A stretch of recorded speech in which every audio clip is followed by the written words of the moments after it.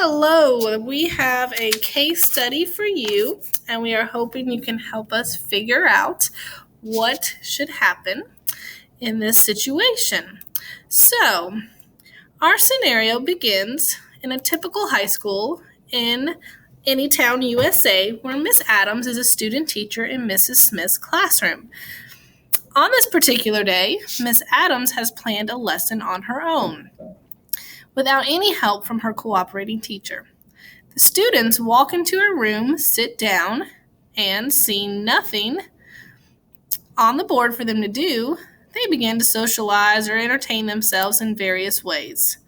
The bell rings, and most students, typical teenagers, continue to socialize with no thought of starting class. Miss Adams stands at the front of the room silently and looks out at the class, fully expecting them to quiet down as she does so. When they don't, she begins to talk, assuming that this will quiet the class. She tries next flipping the lights, which results in a small uproar. Miss Adams, now angry, starts to yell at the students to be quiet or risk receiving detention. At this threat, the students do become quiet and also silently angry.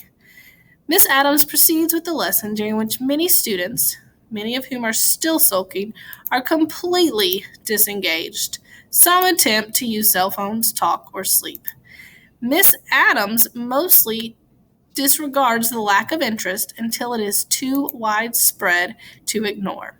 At this point, she blames the students for not listening and tells them that they will now have a quiz on the material next class. Some students appear to pay attention a little more, while others are visibly upset at how this has turned out. The bell thankfully rings, and the students leave, grumbling under their breath. Miss Adams turns to Mrs. Smith and says, "What am I supposed to do when they refuse to listen and learn? I was up here telling them everything they need to know, but they're too worried about their phones or friends to care." Later, Mrs. Smith receives an email from one of the students in the class, McKenna. McKenna is very concerned about having a quiz on the material that she doesn't feel she learned.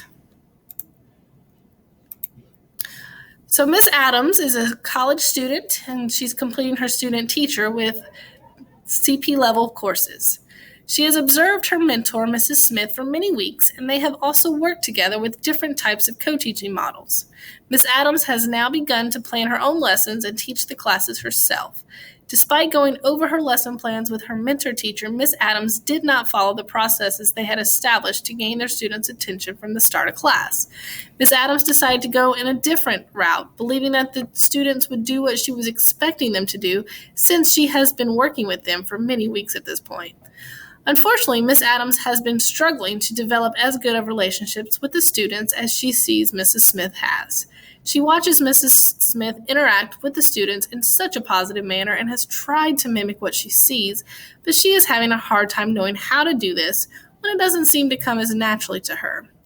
Miss Adams is fully aware that things are not going well, but she is not exactly sure what to do.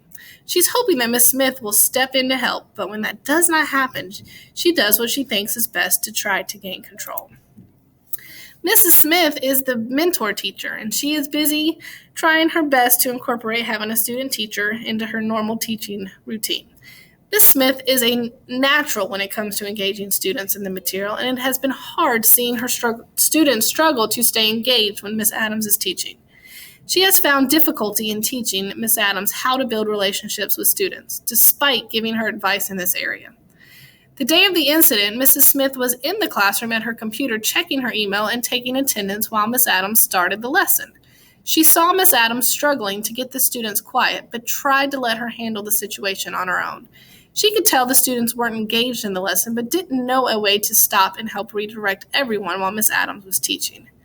After Miss Adams got frustrated with the class and announced the quiz, Mrs. Smith did not know how to deal with the situation in that moment, especially while students were still in the room. After students left the room grumbling, she felt disappointed that she had not stepped in to help Miss Adams handle the situation in a more effective way. McKenna is a hardworking CP student. She usually gets B's or C's in math. She comes in the mornings about once a week to get some extra help. While in class, McKenna listens, but sometimes does get distracted by her classmates. She is usually willing to raise her hand and answer questions in front of the class. The day of the incident, McKenna came to class like normal. She noticed there was not a warm-up on the board, so, just like her classmates, she began to talk about what happened at lunch. When Miss Adams came in, McKenna turned her attention to the lesson, unlike many of her classmates. She tried hard to stay focused and tried hard to listen, but the class was too rowdy for her to be able to comprehend what Miss Adams was talking about. When the teacher yelled at the end of class there'd be a quiz tomorrow when she was just teaching, McKenna started to feel the anxiety coming on. She felt the need to contact Mrs. Smith by email. She explained she tried her best to grasp what Miss Adams was talking about, but the class was just too loud. McKenna said, "I just don't think it's fair to be quizzed on this material yet." Miss Smith sees that Miss Adams' lesson had many problems that need to be addressed. She is disappointed to see that Miss Adams did not begin with the bell ringer activity, which has been standard in the classroom all year. With no clear plan from the beginning, the result was chaos, and Miss Adams was just unable to recover from this. As the lesson progressed, this lack of planning led to a lack of engagement, which Miss Adams did not address appropriately. Instead, she resorted to threats to attempt to get control. She immediately blames the students for choosing not to be engaged and uses a quiz as punishment for the bad students. Miss Adams does not see the lesson itself or her delivery of it as potentially being a large part of this problem. So far, Mrs. Smith has done a few things to help Miss Adams prepare lessons for class. She modeled the use of bell ringers as a daily expectation, but Miss Adams seems to not realize why the class does them. She has also discussed the idea of positive reinforcement with Miss Adams. When Miss Adams tried it one time in class, she did not find it to be successful, so she decided that it was not worth trying again. Finally, Mrs. Smith provided a few suggestions for building relationships, but clearly the relationship that is established is not a good one. For the first underlying issue, Mrs. Smith's reason for using the bell ringer assignment has not transferred to Miss Adams. Mrs. Smith knows that modeling is a great strategy, and she mistakenly thought that showing Miss Adams the strategy was enough. Miss Adams, however, does not see how this group of students benefits from having the bell ringer at the beginning of class and how this activity can help her to organize a well-structured lesson. Since she did not understand the importance of the bell ringer, Miss Adams did not include it in her lesson. It stands to reason that this will be the case for future strategies as well. Mrs. Smith wonders how she might help Miss Adams to see how and why she makes decisions so that she can start thinking like an experienced teacher. For the second underlying issue pertaining to class management, Mrs. Smith should think back to when she may not have always had the best classroom management techniques. For it to come so naturally to her took time, and she should help Miss Adams establish some techniques to use with their students. They both understand that good teaching and learning will not take place if the students are disengaged or feel unsafe. Mrs. Smith has to find ways to support Miss Adams in learning how to establish, maintain, and restore relationships with their students. Miss Adams has not had success with using positive reinforcement with their class. Mrs. Smith should encourage Miss Adams to continue using techniques that she knows have proven to be successful in the class.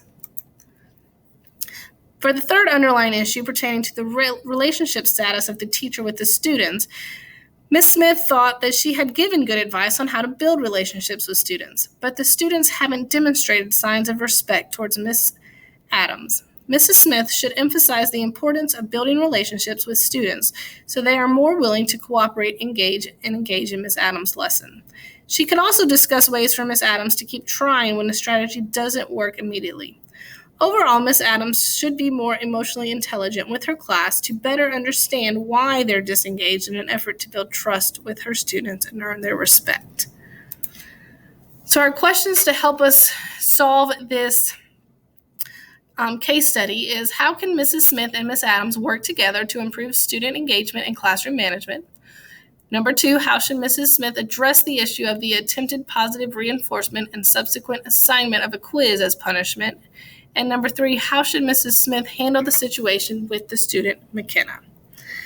Thank you for listening, and how would you, as great mentors, go about to solve this problem?